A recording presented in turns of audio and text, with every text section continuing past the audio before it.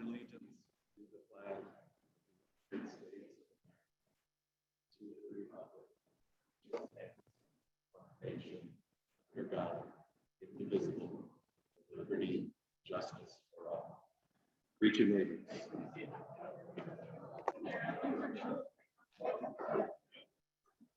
Yeah, here it is.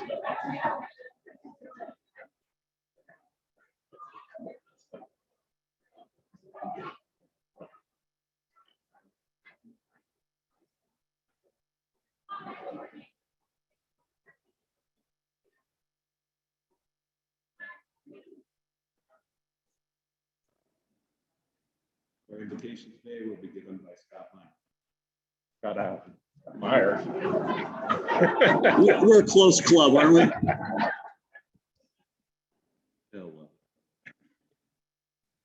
Now let's bow. Our Heavenly Father, we pray today for grace, for your grace. We pray that we might receive every measure of grace that each of us needs and requires. Lord, you know what each of us needs. And in the same way, we pray that with your help, we might extend grace to others. That we might treat them the way we wish to be treated. Considering others with whom we come in contact today is more important than ourselves.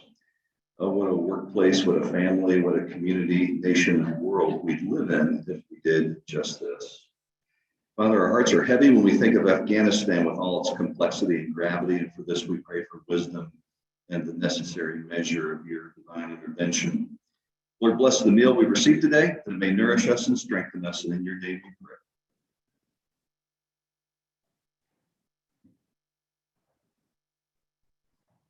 Thank you, Scott.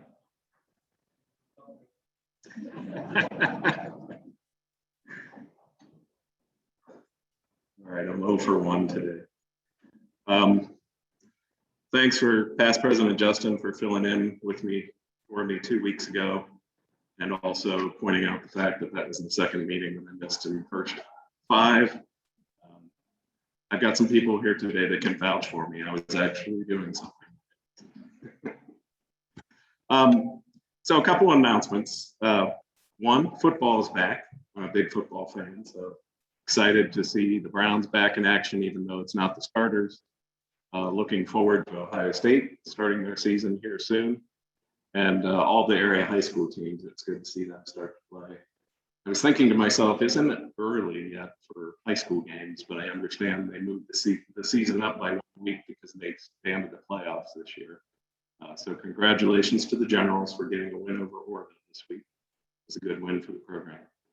You know, me being a big football fan, especially college, I mentioned to you a few weeks ago that for vacation we went up to Michigan, spent a little bit of time up there. So on the way back, I had to stop and check. There's some property that Ohio State University owns up there.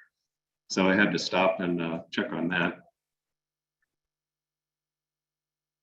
Right down there, it wasn't working. There you go. There you go. So I had to make sure our property was being maintained up there. Looks like it is. Also, you know, the past week, lots of changes. There's that feel in the air. Welcome back to all of our college students coming back both to the College of Wooster and to ATI. My wife and I went out for a walk last night. We live near the College of Wooster, so walking around campus, and it was just good to see all the kids coming back. Kind of that fall vibe in the air. Meals with a Mission. So that was a great event last week. Very successful. I think everybody had a good time. The weather cooperated. Lots of good things with the Meals with a Mission. And I want to take a moment to thank Samira, Robin, and Courtney for all your work in organizing that event.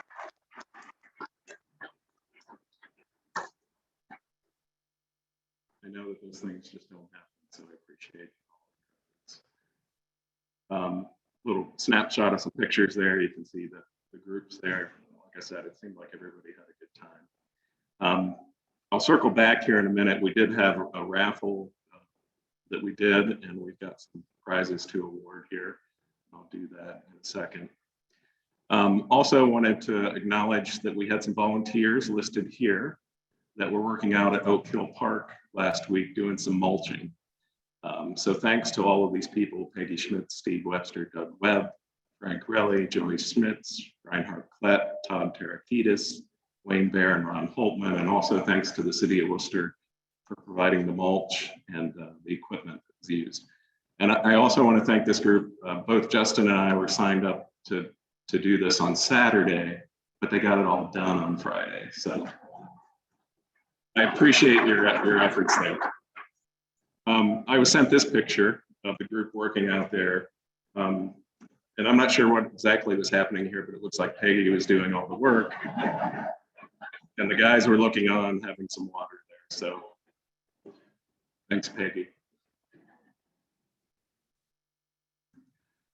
Just a reminder, Patriot Day for our flag project is coming up on 9/11. The flags will be going up Wednesday and Thursday, September 8th and 9th. So our big need for this holiday is going to be troubleshooting. And those days that I've listed there are troubleshooting days. So we'll probably have some on Wednesday, but the bulk of it will be Thursday, Friday. We hope to be done before Saturday. And if you've never done troubleshooting before, it's pretty easy. The more people that we have sign up, the better. People will call in and say they didn't get their flag for whatever reason. We dispatch people out to those addresses, and oftentimes it's just missed.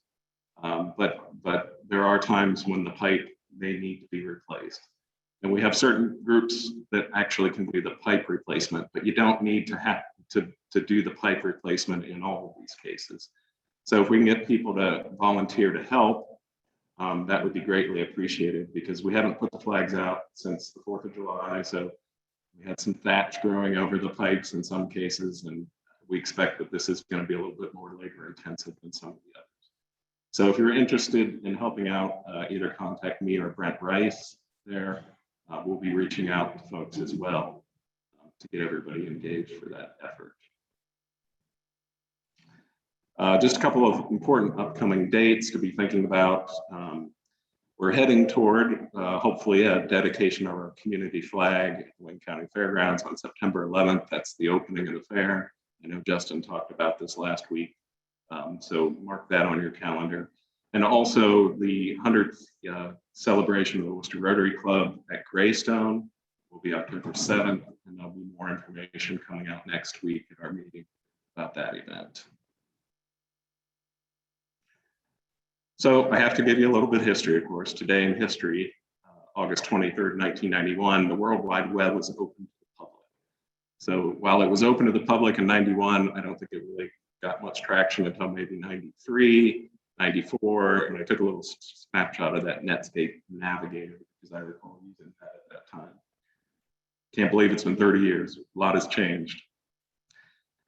All right, so we have a few prizes here to award, raffle prizes. The first one is a gift basket from the Wooster Brush, and the winner of that was Merle Stutz.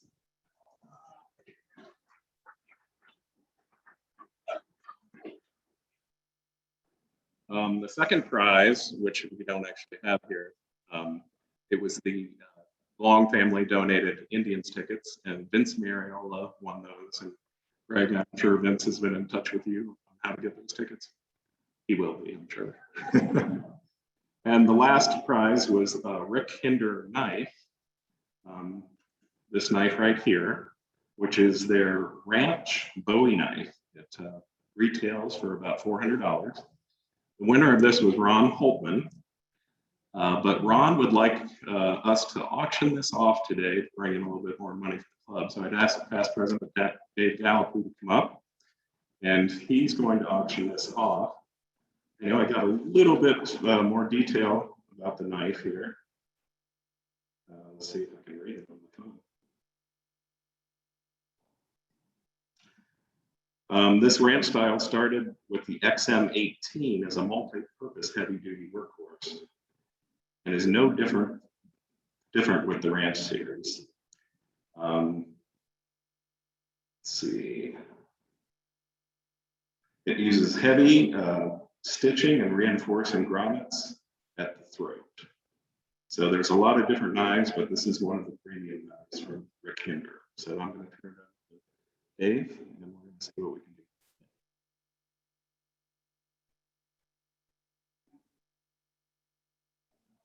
Oh, okay. Okay. I didn't catch it. So the sheath was $70 and the knife was $400. There's also in the bag a hat and a tumbler from Rick Hinder. I love these jobs you get on the spur of the moment. The commission is so good. You have to bargain with long. So my bargain today was I get a quarter of the dues for a quarterly, and I get a quarter of meals for a quarter. And then Long has a bad manners to ask for a kickback. Such a deal. What? How many of you were in the club when this fellow gave his program that manufactures these knives? It was a whale of a good program, wasn't it? And it's kind of a rags to riches story because my recall on it, I don't know how good the recall is at this point, but my recall was he literally started in his garage. And as he grew from his wife and his partnership. She was the only partner, to where my recall is when we presented the fellow and he was kind of a shining light for the chamber and so on, that he had 27 employees plus a new building. So he's gone a long ways. And one of the things to remember is, as you bid on this knife, you can't buy that knife usually. You can't buy it because his entire production, I'm sure there's a few sweetheart deals in that don't qualify. Go to the big knife people. Case and a lot of the other knife makers that are current. So he has no production of his own. And of course, that's kind of stale information, but you really have an opportunity to bid on a nice knife. And that's a kind of a Skinner, I guess. Well, Biggio can tell you. He can tell you all about knives for birds and animals and so on. So he'll tell you. But I'll tell you, that's a whale of a knife. Retail on the whole package here is well over $500, I'm sure, in that vicinity, if you could buy it. And the knife is brand new. It doesn't show a mark on it. It's just a little scuff on the sheath. And I'm going to ask you about $350 to get her started. At about $3.50 to buy them, nobody able to buy them at $3.50, able to buy them at $350. Somebody try $200. At $200, would you now? Get it started. I got a man at $2 now, $2.50, ma'am, now $3 now. You able to buy them at $3.50, ma'am, now $4 now, no $4.50. That's $4.50. That's $4.50. You say it. Good bidders here. $4.50. 4 bid, 4.5. Come right in now with your bid at 4.5. Well, they think. At 4.5, now 5, now 5, now 5.5, now 5.5. Would you now be able to buy them at $5.50 now? Kind of a one-of-a-kind deal. What do you say? 5.5, got a new bidders back here. 5.5, now 6. I've been 5.5 and now 6. I got your bid, Phil. 5.5, now 6. Now 6, you want them at 6 now, but 6 now, 6.5 now. But able to buy them at $6.50. At $6.50. Adam's in at $600. Now 6.5.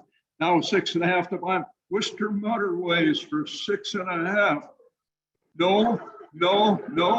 I bid 600 now, 650 now. What do you say now? But 6.5 now. If you're done, I'm done.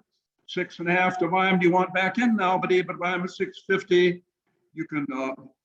That's the way to do it. You can share it. Yeah, you can have the knife for a while. She can have the knife for a while. Now 700. Now 700, Adam. Now 700 to buy them. They did a shifty when you were right there, Adam. Now 7. Now 7.5. Now 7.5. There's an easy way to end this bidding. Just throw up $1,000 here. Now 7.5. 7.5. I got it. Now 8. Now 8 to buy them. We try to get to a solid 1,000. 8. Now 8.5. Now 8.5. Do you want them now? Well, for a good cause. Now 9. Now 9. Can you do it now? Be able to buy them at 9. What do you say? Now be able to dare you. Tell you what, you don't have to buy it, just bid them. Now 9. Now 9, Adam. What do you say? Just try it one time, live dangerously. 900, now 9.5, now 9.5, now 9.5. What do you say, Chad? 9.5. At 9.5 to buy them now, you even buy them at 9.50. Anybody else know? Do you want to do it now? Now's the time right now to make a big splash. You bid $1,000 and I'll have your picture on that panel next week. 9.5. 9.5. Would you now be able to buy 9.50 once and twice and 3 times? And who's the bidder? Who's on? I've got 9.5, now 1,000. Now 1,000. He bid, didn't he?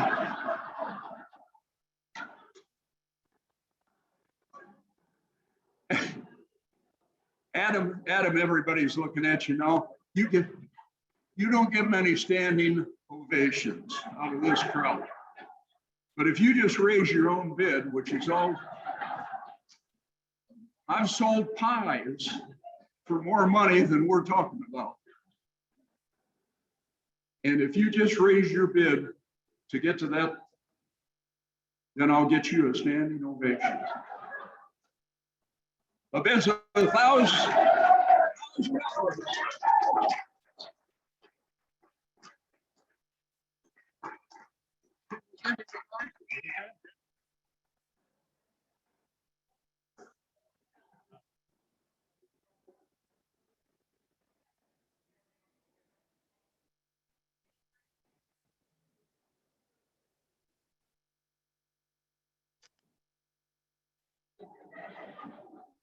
Thank you for that, Dave and Adam. And thank you, Ron, for that idea. I'm going to turn it over to the Secretary. Today we have a stationary microphone. Past President Chad Borman.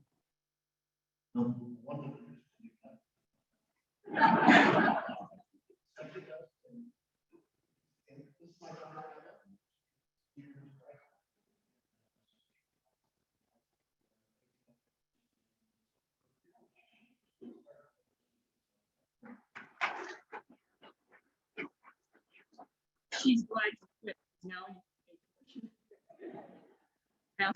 President Terry Snoddy has guests also. Yes, I have 2 guests today. First is Dr. Ann Dorrance, and the Associate Dean and Director of the Wooster Campus of the College of Food, Ag, and Environmental Science.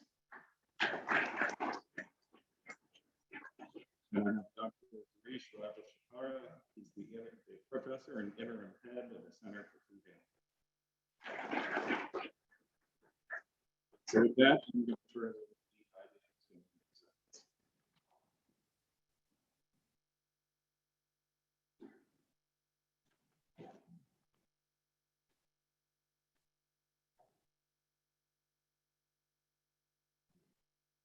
Folks, Dr. Kenney graduated from Penn State University's College of Medicine with a doctorate in microbiology and immunology in 2008.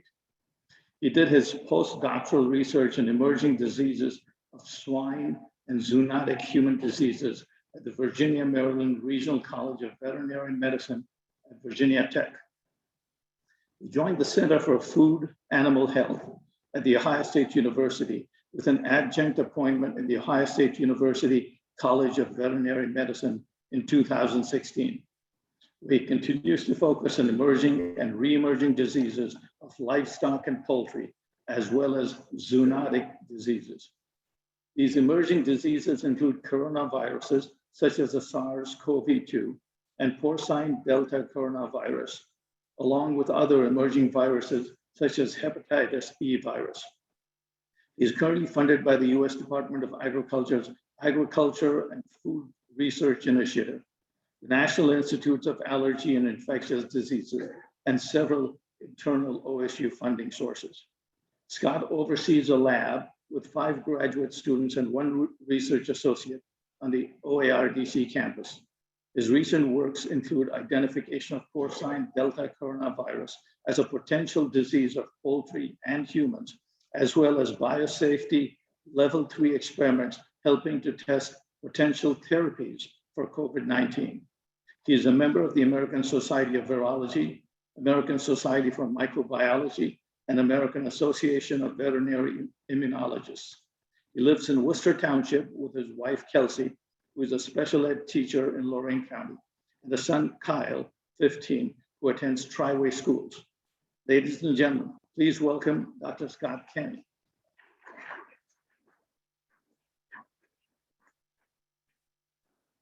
So thank you, Dee, for inviting me. I appreciate it. Sorry, I say a lot. I'm always nervous when I'm speaking, but I'll try to keep it to a minimum. There we go. Gotta get that word out.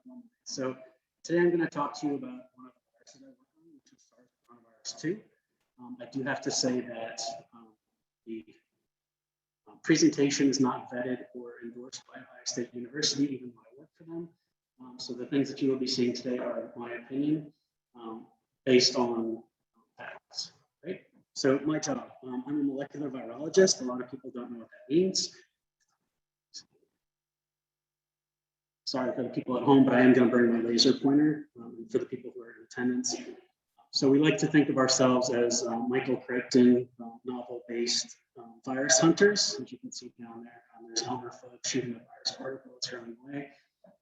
But in reality, I do a lot of biosafety level 3 work. You can see here I'm in my biosafety level 3 hood, and I do a lot of thinking about viruses. And in that thinking, I do treatments and vaccines. I work with policy and prevention strategists at the Food and Drug Administration, Center for Disease Control, National Institutes of Health, and the U.S. Department of Agriculture, and I help to raise public awareness about viruses. So the point that we're here today to discuss is coronaviruses. So coronavirus is a term derived from the Latin word corona, which means crown or wreath. And there are pictures of the viruses here. And you can see that these spike proteins, which is a protein of the virus, surround the virus. And they make, in the electron micrograph here, you can see that they actually make a little crown or wreath around the viruses, and that's how they got their name. They're submicroscopic particles, so you cannot see them. They have a genome of positive stranded RNA virus, and they have a host-derived lipid envelope. If you look a little bit closer at the genome, so this is what I work on a daily basis, they have different coding regions within this RNA that make different proteins that help the virus function. And for vaccinology, most people are interested in the S, which is the spike protein, which is on the outside of the virus. So most of your vaccines are derived against spike protein. Talking about coronaviruses in general, SARS-CoV-2 is actually a beta coronavirus. And there are also alpha corona, gamma corona, and delta coronaviruses, and each has a unique niche in the environment. So alpha and beta coronaviruses typically reservoir in bats and eventually jump into mammals at some point. The gamma and delta coronaviruses transmit between gamma is typically mostly birds, occasionally mammals, and delta is also birds and mammals. There are actually 8 different viruses, coronaviruses that infect humans. So OC43 was thought to have jumped into humans in around 1900. HKU1, 2004. 229E is in the 1700s. NL63 around 1200. And these are all estimates because obviously there were no virologists around in the 1700s or the 1200s to observe this effect. More recently, MERS coronavirus is still circulating in the Middle East. It has yet to produce a pandemic outbreak. SARS-CoV-2, for those of you around in 2003, was quickly eliminated before it managed to truly become a global pandemic. And now we're in the midst of SARS-CoV-2.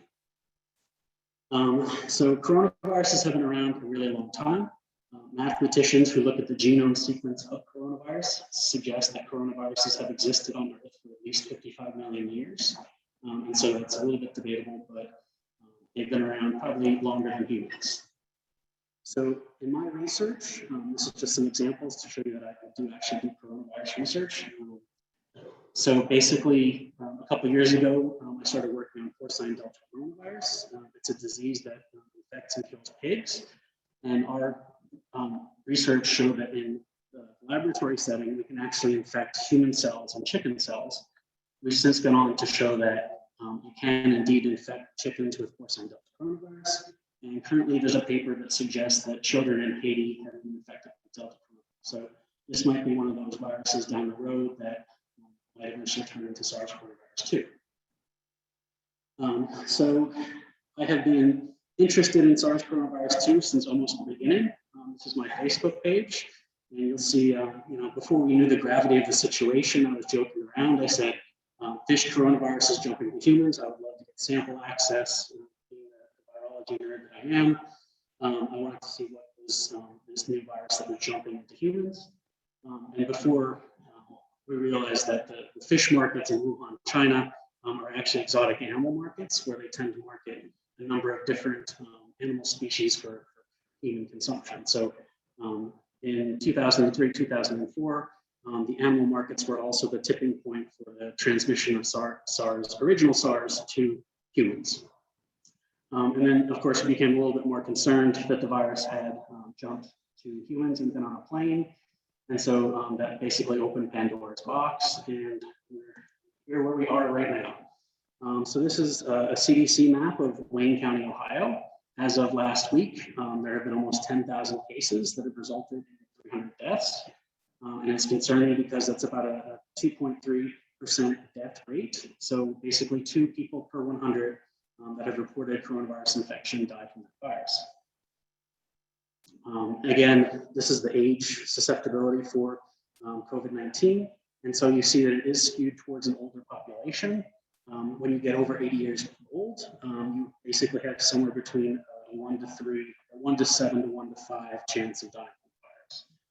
So the new variants that are coming out that I'll discuss a little bit later is actually adding a couple of percentage points onto these statistics. So clinical signs of infection, it's just like a normal infection. 5 days from your exposure is the typical onset of symptoms, so you don't know you're infected for at least 5 days. 97% of those people will develop symptoms within 11.5 days. So if you're exposed and you're over 11.5 days, you likely do not have the virus or will be symptomatic. There is a high asymptomatic infection rate. So 46 or 50% of the people who get this virus might not even know that they've had it. It is more rare in children. Only about 2 to 5% of the confirmed cases have been in children, although the Delta variant, which is now circulating, has bumped that up to 15%. You see the common symptoms: fever, cough, shortness of breath, fatigue, myalgia, which is generalized pain, nausea, vomiting, diarrhea, headache. You can get all kinds of symptoms. The interesting things is you tend to get loss of smell and loss of taste, which is a diagnostic indicator that you have COVID-19. If you do happen to progress to the more severe settings, so the more severe symptoms, 75% of people get pneumonia, acute respiratory distress syndrome, which is basically breathing longer. You can also get liver injury, cardiac injury, acute liver injury. So it's really a systemic disease that infects all parts of your body. And I usually put this image up here just to scare people who are highly against getting vaccinations. At some point, if you do have the most severe form of the disease, you will be intubated, which means they basically put a breathing tube down your throat into your lungs to assist in your ability to breathe. Again, there's no miracle cure. If you're proceeded to this point and haven't been vaccinated, there's not much that medical science can do at this point to save you. Okay. A little bit of vaccine history. I love science history. Vaccines have actually been around since 200 before the Common Era.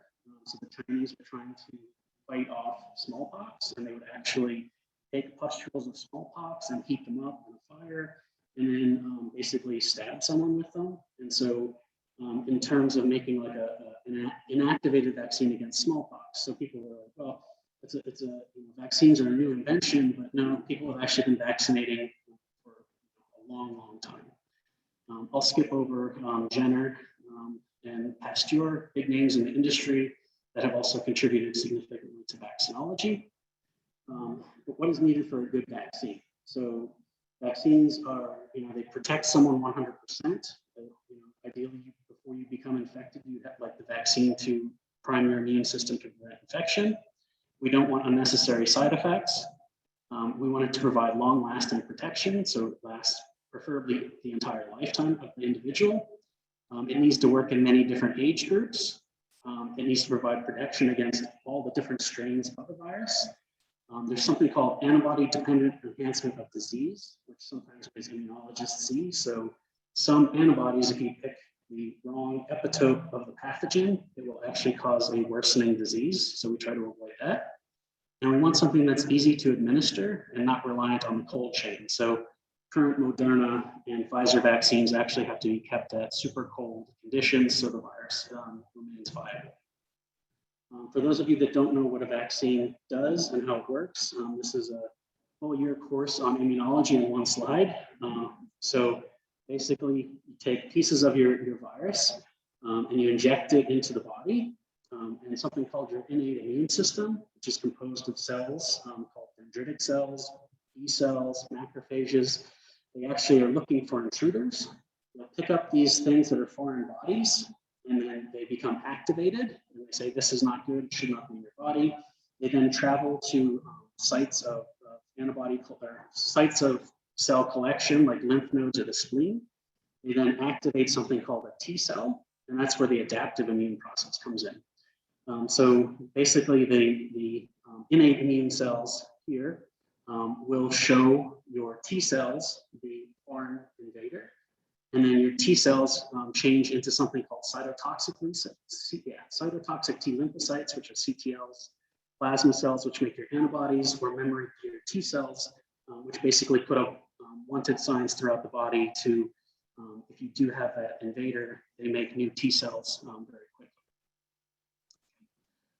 So the two emerging types of vaccines, so before SARS-2, we had basically inactivated vaccines or live attenuated vaccines where you take the pathogen and you kill it and you inject the proteins that are remaining so you don't get disease, but you get to prime your immune system. Science has evolved past that. We now have something called a messenger RNA vaccine. Messenger RNA is basically something that's found inside of your own body, and it encodes for proteins. And so you can inject COVID-19 mRNA, it makes proteins in your body, and then your body can make an immune response.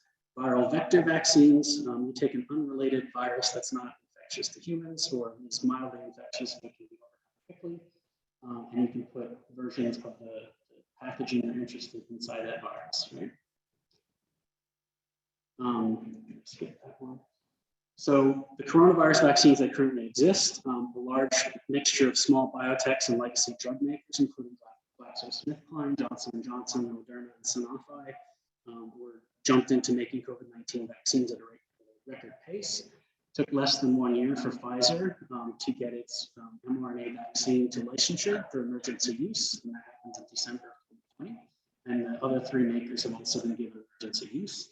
I've heard that Pfizer and Moderna will be approved for full use without the emergency licensure today. So how the mRNA vaccines work, basically you make a synthetic particle, which is made of lipids or fats, which is also found inside of your body, but we can take it out of your body, conjugate it to messenger RNAs. You can then inject these lipid particles into a human or an animal. The particles are taken up by your immune system, where the immune cells are now making this protein, and then they're taken back to your adaptive immune response to make an immune response. Adenovirus vaccine, as you'd expect, you can infect your cells one time with this adenovirus. It then makes the protein of interest, which again is then shown to the immune system, and you get an immune response. So I like this quote from a couple months ago now. Which is the best vaccine? Dr. Fauci of the NIH told Stephen Colbert that all three of them are highly efficacious. And he would prefer, I'm not going to read the whole thing for you, I'm going to paraphrase. He said that the fastest one that you can get is probably your best one because it will provide some protection for you. Side effects, very common side effects for most vaccines: pain, redness, swelling, tiredness, headache. Just generally your immune response is functioning, and that's what you get when you have a functional immune response. Much more less common, so it's reported that 2.5 to 11 cases per million. You might have allergic reactions or slightly worsening symptoms.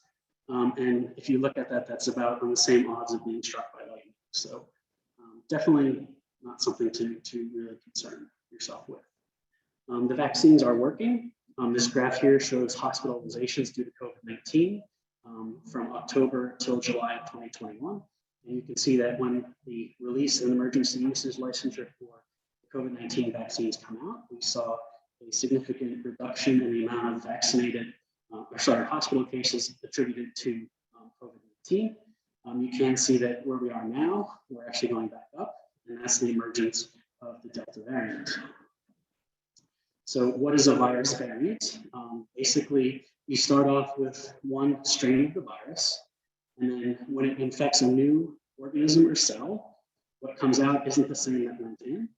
And so basically, the virus is somewhat error prone, and so it makes a few mistakes along the way. And a lot of times these mistakes are fortuitous, which means that the virus coming out has a selective advantage from its brethren. So that new virus then infects the new cell, starts making more of itself and multiplying. And then occasionally you get a new variant that comes out that makes it much better. So same virus, minute changes that make the progeny viruses more efficient. So in the news, you'll hear three different things: a variant of interest, a variant of concern, and a variant of high consequence. Variants of interest are viruses that have specific changes that have been associated with enhanced infection, but it has not been shown scientifically that they have caused this enhancement to occur. Variants of concern, these are ones that have the genetic markers, but are also shown to cause more severe disease.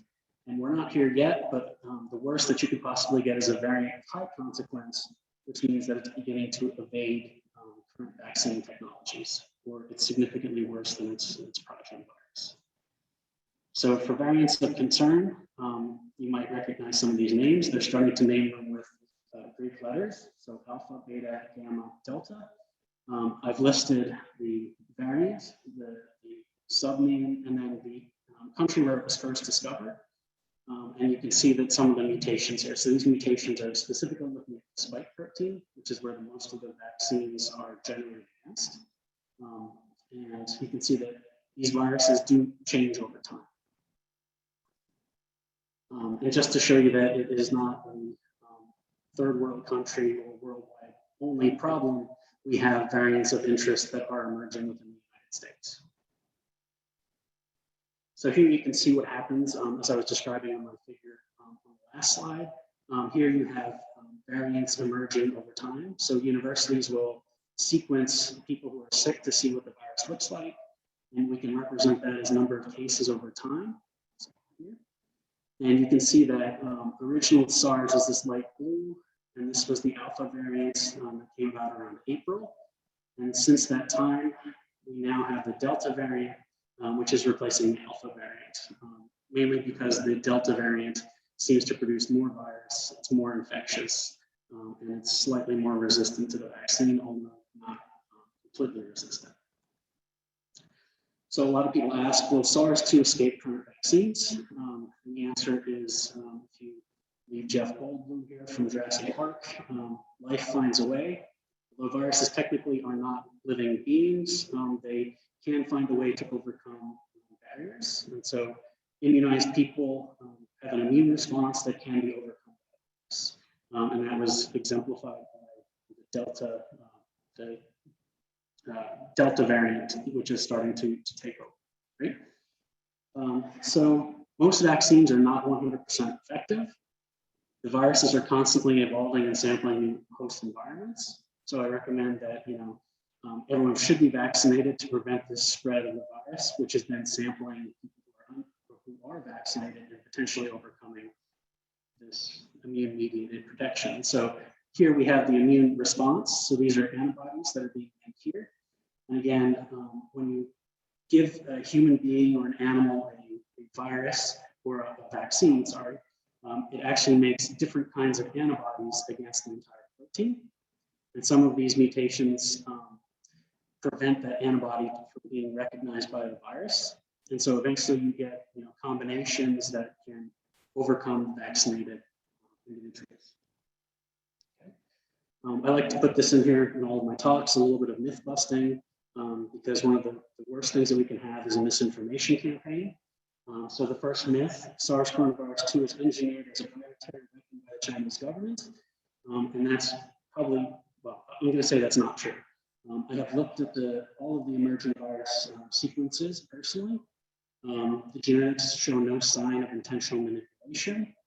And there are naturally occurring bat coronaviruses in Southeast Asia with very high sequence similarity to SARS-CoV-2. So although the virus could be harvested naturally, so the virus could have been harvested naturally by a university or a biological biosafety level 4 institute, but the chances of it escaping from that institute are very, very low. And it's much more likely that it is a natural transmission from bats to humans. Okay. So some other myths, the technology used to create the COVID vaccines is too new to be safe. That's actually false, because mRNA has actually been around since 1960. The vaccines have actually been in use since 2000, where they were used as cancer vaccines very effectively. And then the research based on the SARS, original SARS spike protein was actually instituted in 2003 and 2004, when we thought that was going to be a pandemic. COVID-19 vaccines were not rigorously tested. Again, that's false. They've actually overcome all of the Food and Drug Administration hurdles to development. So COVID-19 vaccines can affect a woman or man's fertility. Again, that's been debunked. There was some data that suggested the spike protein of coronaviruses looked similar to something called syncytin 1 that's involved in attachment of the placenta. But studies have shown that this does not affect pregnancy. Again, men who think you may become impotent for taking the vaccine, just not true. There's no data to support that. You've already had COVID-19. I don't need to get a vaccine. I'm immune. While it's true you are immune, natural infection does provide a very good, solid immune backbone. It never hurts to prime that immune system. So what happens is you are infected by a pathogen, you have a high immune response, and then that immune response tails off over time. It's good to keep that immune response activated with the vaccine if you can. Children do not need to be vaccinated because they do not become sick from COVID-19. Although the results, although the previous graphs that I've shown you show that the infection rate is very low, hundreds of children in Indonesia have actually died from the coronavirus. There's a child in Georgia who just died, and I believe the CDC website lists 394 cases of 0 to 18-year-old deaths, and more are occurring due to the Delta variant. If you are eligible to get the vaccine, I highly recommend everyone gets it. Currently, CDC has not tested below 12 years old, so if you're below 12, you have to wait for those testing for safety and efficacy before it can happen. Breakthrough cases prove that even if I get the vaccine, I might still get COVID, so why bother? So you can still have some effects of the virus if you are vaccinated, but so 99.5% of the people in the ICU are actually unvaccinated individuals. So you have a much higher chance of having severe disease if you are unvaccinated. I'm vaccinated, so I can drop all of my COVID precautions. If you remember back to my Pigpen and Snoopy slide, basically, even if you're vaccinated, you should try to avoid reinfection because you're giving the virus a chance to sample you and to try to overcome your immunity. Getting the COVID vaccine actually gives you COVID. I hear this a lot with influenza, and now it's transitioning over COVID. It's not medically possible. The vaccine for SARS-2 does not contain the virus, so there is no way that you can possibly get the virus from the vaccine. Although traveling to a vaccination center might increase your risk, it is highly worth it to follow simple safety protocols to become vaccinated. I love this one. The microchip from Bill Gates is being implanted in the vaccine. Completely false. You cannot fit a microchip into the vaccine. And if that's your worry, you should probably throw out your cell phone because you can probably be trapped anywhere with your cell phone. Simple ways to stop COVID infections. Get vaccinated, wash your hands, avoid touching your face, sneezing your elbow. If you're sick, stay home. Make sure you wear your mask properly. Disinfectants when cleaning shared areas, and then don't share personal items such as drinks, toothbrushes, silverware, etc. If I've stoked your interest in viruses and immunology, I highly recommend this podcast called This Week in Biology. It's hosted by Vincent Racaniello from Columbia University, and they do a weekly podcast about a topic. Typically, coronaviruses have been running the show recently. With that, my acknowledgements. I have to thank the Ohio State University College of Food, Agriculture, and Environmental Sciences, College of Veterinary Medicine, Infectious Diseases Institute, the Center for Food Animal Health, my colleagues, Dr. Saif, Wong, Lasova, and Gorapura, who also work on SARS-CoV-2 topics, the members of my laboratory, Moyasar Abdulhamid, Pat Boley, Diana Cruz-Pulido, Carolyn Lee, Kush Maryadov, and I have funding from the USDA and the National Institutes of Allergy and Infectious Diseases. Take questions with that.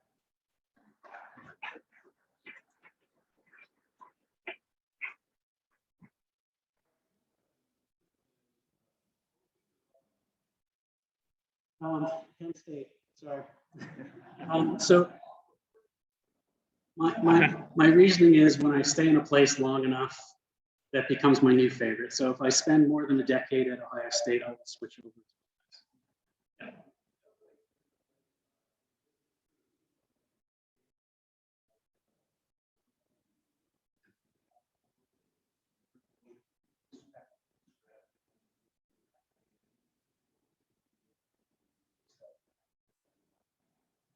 Right, so in my opinion, I believe that we are at the point where this will be endemic. So recent research in the USDA has shown that 50% of the white-tailed deer population tested in Michigan actually have been exposed to COVID-19. So it does sound like it has been well established, at least in the deer population. So I foresee that this virus will be sticking around probably permanently. So we should do everything we can to reduce our susceptibility to severe.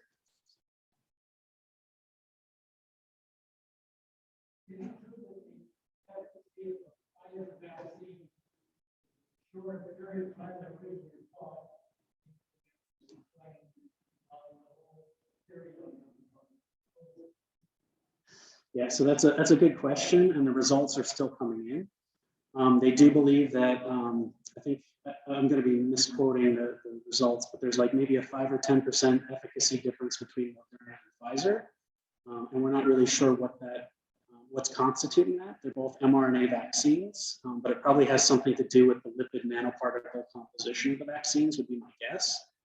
I forgot the second part of the question. I apologize.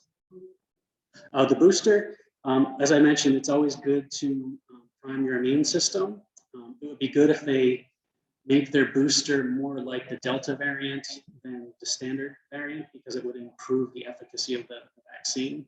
So, of course, that would probably result in a new FDA approval process, which can be lengthy and expensive. But I will let that up to the regulators. I would suggest using an improved epitope.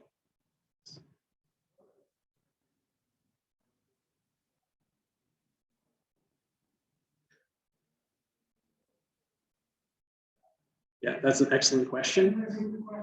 I'm sorry. So what is the difference between the original SARS 2003 virus and the 2020 variants or 2020 SARS coronavirus 2 strain that make it harder to control SARS-2 than the original SARS? So what I would say is that the SARS coronavirus 2 variant seems to have found a way to fly below the radar of the immune system. So the original virus produced a high fever in almost 95% of the cases, whereas this SARS-2 actually only about 50% of the people are asymptomatic. So you can quarantine people who have a high fever, but you can't quarantine those people who are asymptomatic. And so that allows it to spread communally while you don't realize that people are sick around you.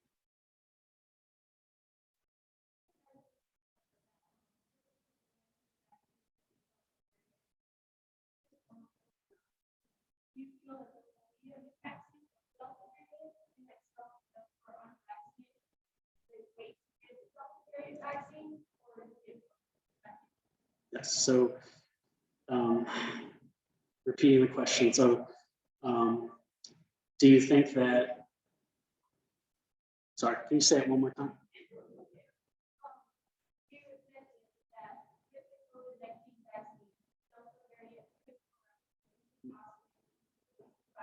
Yeah.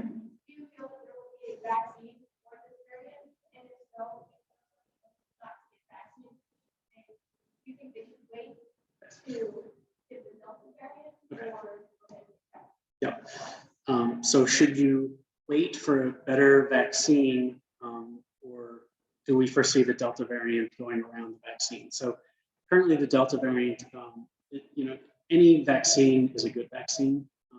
If you have all of the spike protein there, the variants can't change enough to produce severe disease. So if there is a request for a booster, I would suggest getting a booster as per CDC guidelines. And like I said, the immune booster will actually increase your amount of T cells, which should help you fight off severe disease.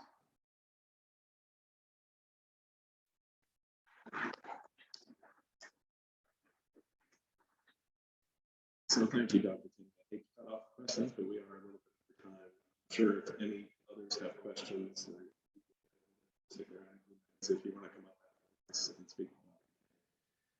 Thank you for your work in this area. It's good to know professionals like yourself working on our behalf. I would like to present to you this rendition of our Rotary Wheel, which is made by the Village Network in recognition of your time with us today. Thank you.